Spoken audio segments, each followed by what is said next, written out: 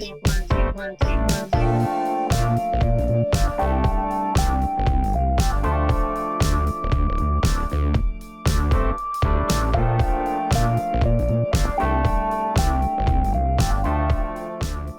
from Tokyo, my dear friends. This is Daisuke, and I very much hope that this video finds you well and in very good spirits wherever you are in the world. And today, if you don't mind, I would very much like to continue on with addressing and responding to the wonderful viewer questions, truly wonderful viewer questions that you so very kindly submitted to this channel a few months back. And once again, it's been my great honor and privilege to be able to address them and to give my thoughts and comments with respect to them. I will go over as many as I can because they are all wonderful. So once again, my warmest regards and deepest gratitude to all of you who submitted these questions. Thank you so very much. Truly, thank you. And let us, in that spirit, go to the next question, which is from Tucker Dawes. So hello, Tucker Dawes. I hope you're well.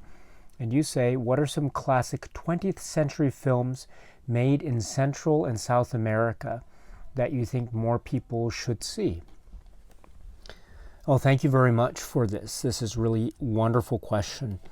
And I would say, or I have to say, at the very outset that I am not at all an expert when it comes to cinema of Central America or cinema of South America or cinema from various countries in these particular parts of the world. So I wouldn't call myself an expert at all.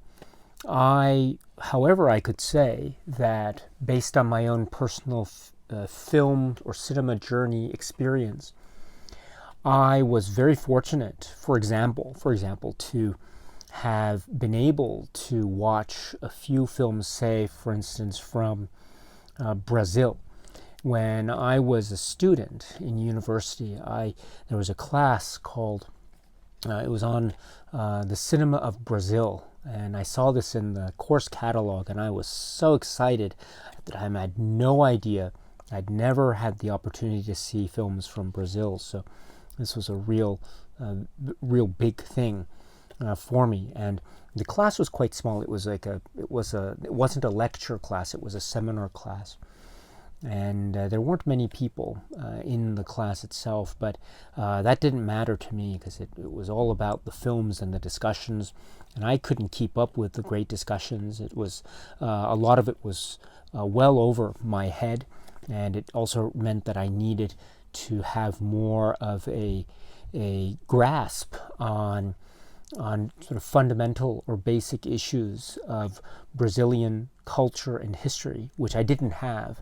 And so I was really trying my best to essentially keep up with the discussions. But be that as it may, it was still undoubtedly a great opportunity to explore these works. And it was in this class, for instance, that I was able to see, and it was on VHS, if I recall correctly, I was able to see the work Macunaíma.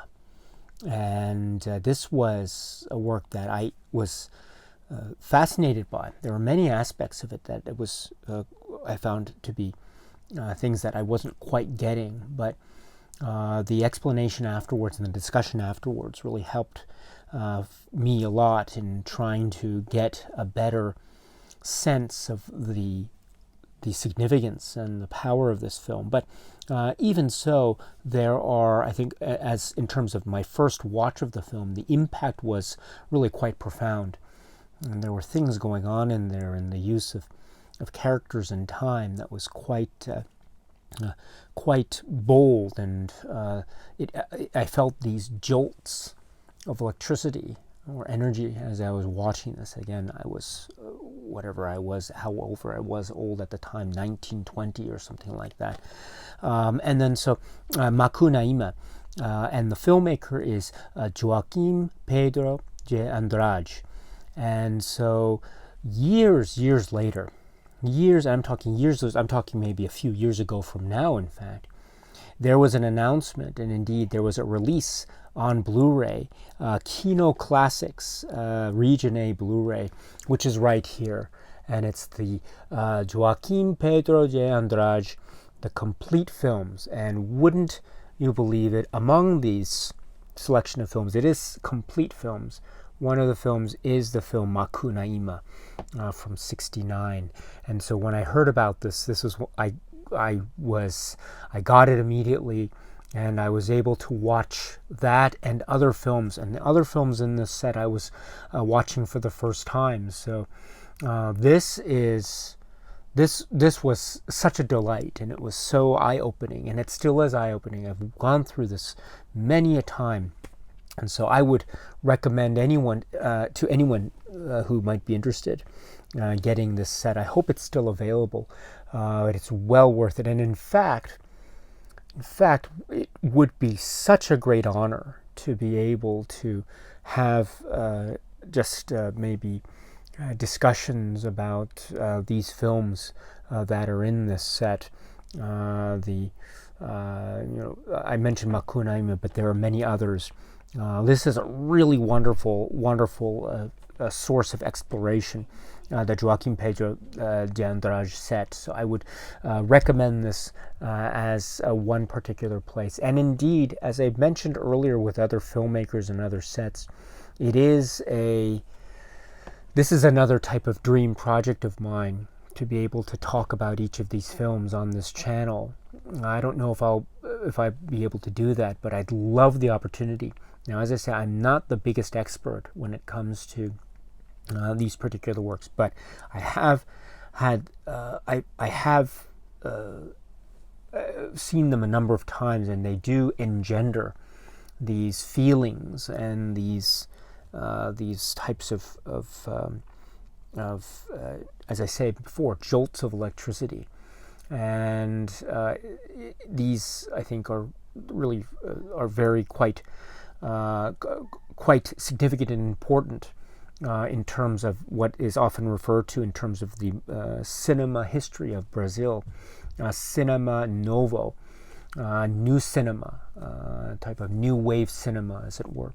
And so these and other films, but these in particular, I think, are highlighted quite often in a discussion of that movement. But that's also a strong indication of just how inventive and wild and imaginative they are, and how at the same time there's so much embedded in the society, culture, and history of Brazil, and also the type of literary traditions, and also the storytelling, creativity, techniques of cinema that are on display with such verve and such passion.